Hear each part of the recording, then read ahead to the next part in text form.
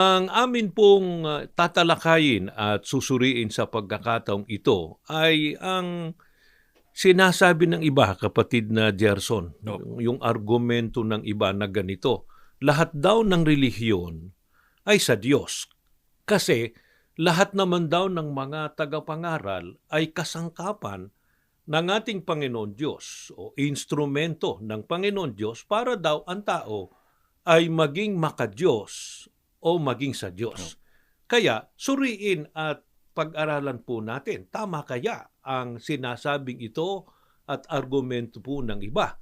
Dahil diyan, hindi po natin maiiwasan na ang sangguniin at pagbatayan natin ay ang mga katotohanang nakasulat sa Biblia. Kaya simulan na natin, kapatid na Gerson. Una, alamin natin ano bang uring mga tagapangaral ang hinahanap ng marami ngayon.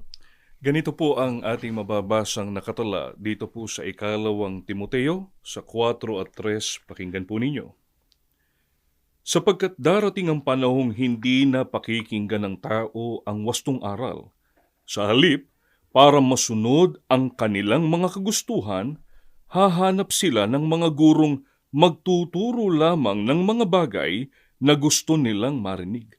Mga kaibigan, ito po ang uri ng tagapangaral na hinahanap po ng maraming tao ngayon, kapatid na Israel.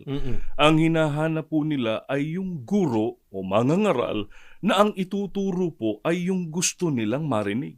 Kaya para sa kanila, hindi na po mahalaga yung katotohanan. Ang hahanapin po nila yung nagtuturo ng sarili nilang kagustuhan. Sino ba sila? At paano naman natin makikilala yung mga tunay na tagapangaral? Biblia pa rin po ang ating babasahin. Ganito naman po ang nakatala sa unang Juan sa 4, 5 hanggang 6. Ganito po ang pahayag. Sila'y sa sanlibutan, kaya't mula sa sanlibutan ang itinuturo nila, at nakikinig sa kanila ang sanlibutan. Ngunit tayo'y sa Diyos. Ang sino mang kumikilala sa Diyos ay nakikinig sa atin. Ngunit hindi nakikinig sa atin ang sino mang hindi sa Diyos. Sa ganito nga natin nakikilala ang espiritu ng katotohanan at ang espiritu ng kamalian. Mga kaibigan, batay na rin po sa mga talatang ating binasa.